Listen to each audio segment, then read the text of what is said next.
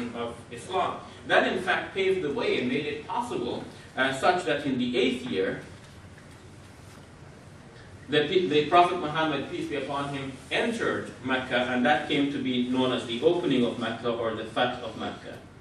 Meaning that it was now possible, Mecca was now opened up as a free territory so that the Muslims could come in and practice their faith there freely. That now became possible. When the Prophet Muhammad, peace be upon him, came into Mecca, many of his old enemies thought that he would take revenge on them because the Prophet Muhammad and his followers were persecuted for so many years without justification. They eventually had to leave their homes and all of their properties and so on and migrate away. Now they have come back victorious. What are they going to do? The Prophet Muhammad, peace be upon him, bowed his head and made the circumambulation of the sacred house, the way in which we are told to worship in that area. And he declared a general amnesty for those who would take shelter in certain locations, those who would take shelter in the sacred mosque, and those who would go into the house of Abu Sufyan, which means that these people are not intent on fighting. And so he entered there into Mecca peacefully, though he was victorious. So that shows the whole policy and principle of the Islamic message. The Islamic message is really about peace, and in every way possible, Muslims should be working towards peace, as the Prophet Muhammad, peace be upon him, himself did. People misunderstand because there is a verse in the Quran, in Surah 9, verse number 5, and some other verses as well, but particularly that one, which says, kill them wherever you find them. Now, if the words are taken out of the context of the page in which it is written, and out of this historical context that we have just described, then this sounds terrible. I agree to that. But it's almost like the general's words taken from the battlefield and now put in the midst of the ball game. It doesn't seem to work. But when one reads that passage in this historical context, and in the context of the page in which it is written, you will see a different story emerging. First of all, that passage came to be revealed in the 9th year.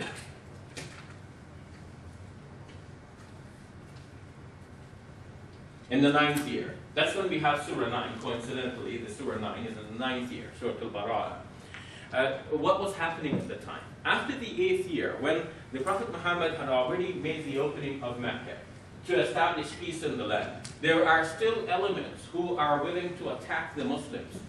They're obviously ambushing the Muslims and ready to kill the Muslims wherever they find the Muslims. The Quranic principle is whoever is oppressing you in this way, you can respond and retaliate to the extent of that oppression. But you cannot exceed that. Inna Allah la yuhibbul mu'tadin, because God does not like those who are excessive or those who are oppressive. But you can respond in like manner to that sort of thing which you're doing. So when this verse is saying that you should waylay them and besiege them and kill them wherever you find them, that's because it's a retaliation and a response to, a justified response to the kinds of attacks that they're launching against the Muslims. So that's in the 9th year, after peace has been established, and some elements are there breaching that peace, and the Muslims are now told not only to defend themselves, but to resist those terrorists in order to establish the peace for everyone. What else does that passage say, though? That passage begins by declaring a freedom of responsibility with regards to these people who are attacking the Muslims. And it makes an exception. It says, except those who have made a covenant with the Muslims and they have kept their covenant.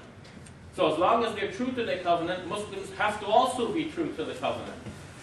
All of that is said in the verses which precede this. So it might be taken by itself and made to look like it is an absolute commandment without any stipulations and conditions. But when we read the whole passage together, you see that there are conditions and stipulations and exceptions. There are certain people that you cannot attack, that you cannot fight against, because obviously they're not fighting against you.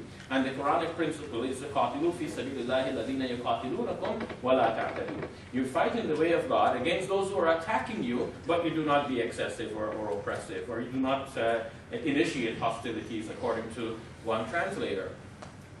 Then, what comes after the verse? If that is Surah 9, verse number 5, that is now being discussed so widely, what is verse number 6? Verse number 6 says that if one of these non-Muslims were to seek refuge with you, then you are to give him refuge. فَأَجِرْهُ حَتَّى يَسْمَعَ كَلَامَ اللَّهِ, so that he could hear the words of Allah. ثُمَّ أَبْلِغْهُ مَأْمَنًا, then you are to transport him to his place of safety. You see the last part? The Muslims are then obligated that if there's a non-Muslim among them who had sought refuge with them, that they're first give them refuge, and when they're ready to leave, the Muslims are to make sure that these persons reach a place where they will be safe. So what do you think then of the beheadings that we hear about on the internet? Obviously that's a distortion of the Islamic message. That cannot be Islamic. So whatever political interest, whatever is bugging some people, whatever beefs they have, and whatever they're fighting for, their method cannot be Islamic, this kind of method, because it's very clear that Muslims have to respect the sanctity of life. Sure, there is a place for entering into battle, but then that's a battle between soldiers.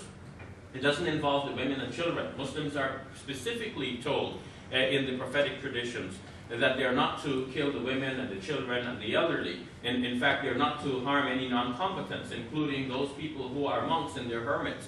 They're concerned with their religious observance. They're not interested in politics, and they're not fighting over land or property. They're not there attacking any Muslim. So they have to be kept safe. So it is very clear then that things might be distorted if we take them outside of this history and outside of the page in which the passage is written. And we should be careful then to put everything back into its place and understand what the jihad or what the struggle is really about. It's not then true to say that Islam is a violent religion. Finally, does Islam demean women? I have to be very brief with this because I need to get to your questions, and some of you may have classes to attend and so on. So very quickly, the answer to that, obviously you can anticipate, is no. But it's not only because I'm a Muslim that I want to say no and I'll just say no. But when we look at what the Quran says about women and their relationship to men, we see that the Quran actually advanced the rights of women far beyond what they were at the time, and far beyond what they will become for many centuries in many different parts of the world.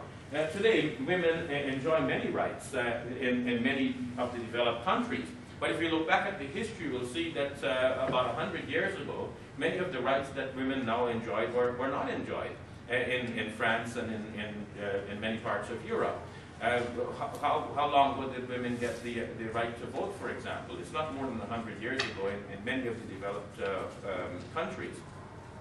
But we'll see that in the Islamic tradition, women already had a say in community affairs and in politics. The wife of the Prophet Muhammad, peace be upon him, Aisha, actually led a contingent to demand a certain right. There was a dispute between Muslims, and it's not for us now to say who was right and who was wrong. But the fact that Aisha, radiallahu anha, could, the mother of the believers, could lead a contingent shows that it was acceptable in the Muslim society that a woman can be in charge of something so momentous. More than this, the Quran has a verse which says that for women are rights equal to the responsibilities owing to them. وَلَهُنَّ مِثْلُ الَّذِي عَلَيْهِنَّ بِالْمَعْرُوفِ in Surah 2, verse 228. Imam Abu Ja'far al-Tabari, in his commentary, his exegesis of the Quran, says that this verse should be understood in a way that is free of internal contradiction, because the following from that says, وَلِلْرِجَالِ عَلَيْهِنَّ دَرَجَةٌ, and men have a degree over them. He said you cannot take the two in isolation from each other, because then you'll end up in a contradiction. How can everything be even, Stephen, in the first phrase, and then in the second phrase you have the men having one up over on the women? So when you take it all together, it must mean that women have equal rights to their responsibilities owing on them, and the men have a special daraja here, is not like a chip on their shoulder, but a special responsibility towards women. And that's how he understands the passage. If we understand it that way, then we see this